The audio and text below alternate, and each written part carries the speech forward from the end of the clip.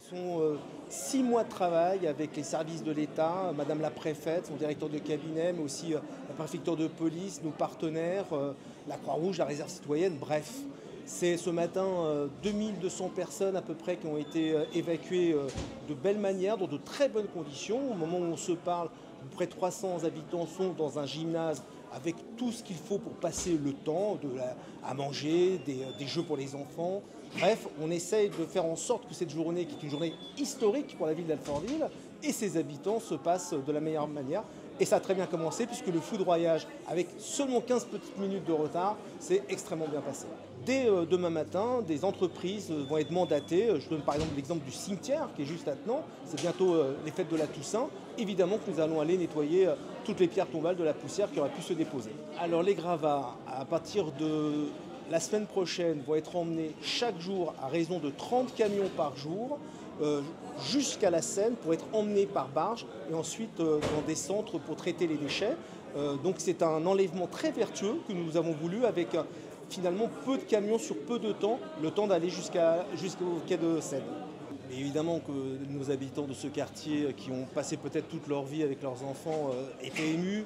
Mais j'ai aussi vu des personnels qui ont travaillé à ce dossier être émus tout à l'heure à mes côtés. La directrice générale de Logis Alcop était émue elle aussi parce que c'est une histoire. Et moi-même qui suis natif du quartier sud de la ville, pas loin de Chantraine, lorsque j'ai vu les 3 tours tomber, ça m'a fait quelque chose.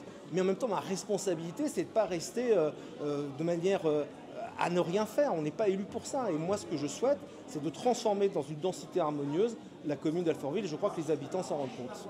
On a fini le relogement des 351 foyers il y a presque un an.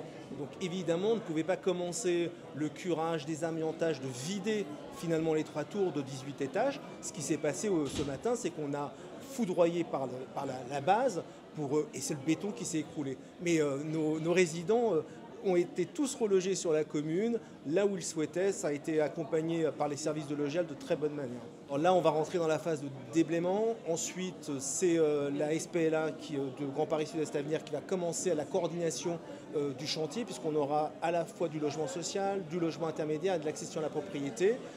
Normalement, les plannings, s'ils sont tenus, les travaux, tout sort de terre pour mi-2027. Voilà. Donc, c'est un travail qui a commencé en 2005, qui se poursuit jusqu'à 2027, 22 ans. À l'échelle d'une ville, je dis souvent c'est un battement de cils, mais à l'échelle d'une vie humaine, 22 ans de travaux permanents, il faut accompagner nos populations. Je pense qu'elles ont compris où on les emmène et je crois qu'elles sont, pour celles que j'ai rencontrées dans le gymnase ce matin, il y avait beaucoup d'apaisement. Les gens étaient sereins. Donc je pense que le travail que l'on a fait ensemble a permis d'expliquer ce qu'on était en train de porter. Vous savez, moi j'ai été vice-président du département du Val-de-Marne.